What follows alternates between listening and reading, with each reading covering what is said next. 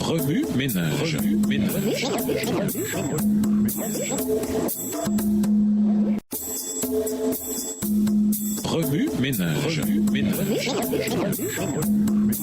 Bienvenue à notre émission. Remue ménage. Nous voilà à la leçon de mardi. Investiguer. Lisons Genèse 22, les versets 1 à 19, 1 Pierre 1, verset 19, 1 Pierre 2, verset 24, Hébreux 13, versets 15 et 16, Éphésiens 5, verset 2, Luc 7, versets 37 à 50, et Romains 12, versets 1 et 2. Genèse 22, les versets 1 à 19. Après ces choses, Dieu mit Abraham à l'épreuve et lui dit « Abraham ?» Et il répondit « Me voici. » Dieu dit « Prends ton fils, ton unique, celui que tu aimes, Isaac, va-t'en au pays de Morija, et là offre-le en holocauste, l'une des montagnes que je te dirai. » Abraham se leva de bon matin, sella son âne et prit avec lui 2 serviteurs et son fils Isaac. Il fendit du bois pour l'holocauste et partit pour aller au lieu que Dieu lui avait dit. Le 3e jour, Abraham, levant les yeux, vit le lieu de loin. Et Abraham dit à ses serviteurs, « Restez ici avec l'âne. Moi et le jeune homme, nous irons jusque-là pour adorer et nous reviendrons auprès de vous. » Verset 6. Abraham prit le bois pour l'holocauste, le chargea sur son fils Isaac et porta dans sa main le feu et le couteau, et ils marchèrent tous deux ensemble. Alors Isaac, parlant à Abraham, son père, dit « Mon père ?» Et il répondit « Me voici, mon fils. » Isaac reprit « Voici le feu et le bois, mais où est l'agneau pour l'holocauste ?» Abraham répondit « Mon fils, Dieu se pourvoira lui-même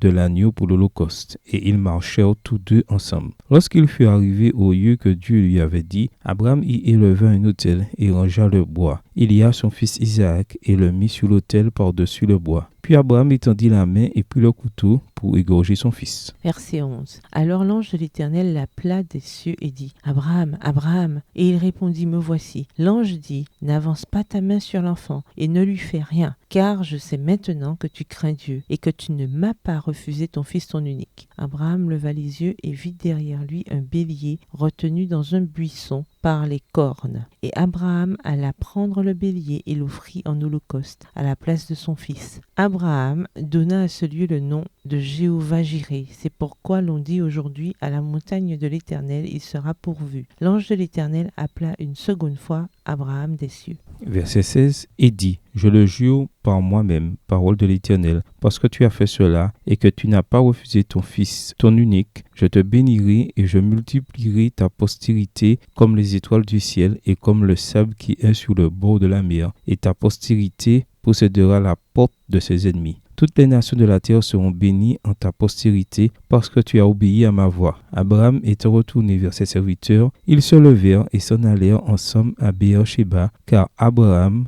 demeurait à Béer-Shéba. 1 Pierre 1, le verset 19.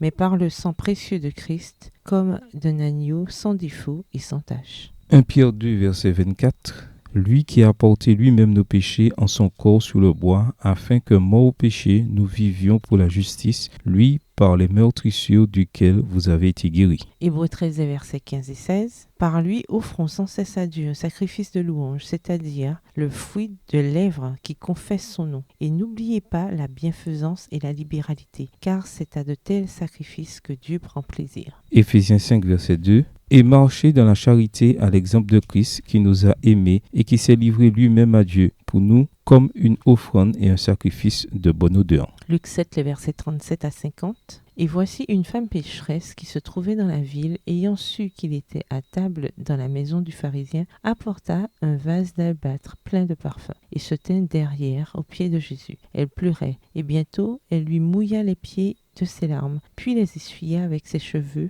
les baisa et les oignit de parfum.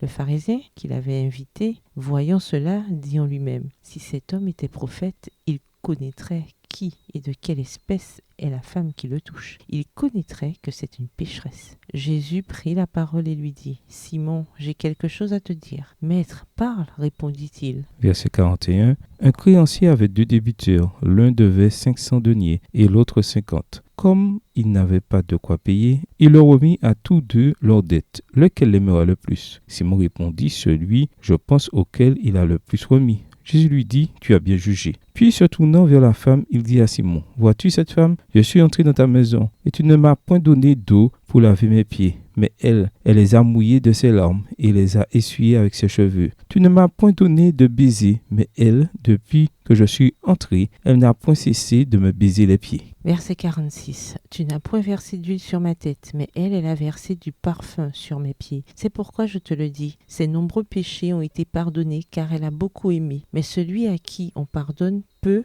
aime peu. Et il dit à la femme, tes péchés sont pardonnés. Ceux qui étaient à table avec lui se mirent à dire en eux-mêmes, qui est celui-ci qui pardonne même les péchés? Mais Jésus dit à la femme, ta foi t'a sauvé, va en paix. Romains 12 et versets 1 et 2. Je vous exhorte donc, frères, par les compassions de Dieu, à offrir vos corps comme un sacrifice vivant, saint, agréable à Dieu, ce qui sera de votre part un culte raisonnable. Ne vous conformez pas au siècle présent, mais soyez transformés par le renouvellement de l'intelligence, afin que vous discerniez quelle est la volonté de Dieu, ce qui est bon, agréable et parfait. Remue-ménage. Quelle relation ces versets ont-ils avec le passage principal? Quels autres versets ou promesses vous viennent à l'esprit en rapport avec Lévitique, le chapitre 1? Au revoir. Et à demain si Dieu veut.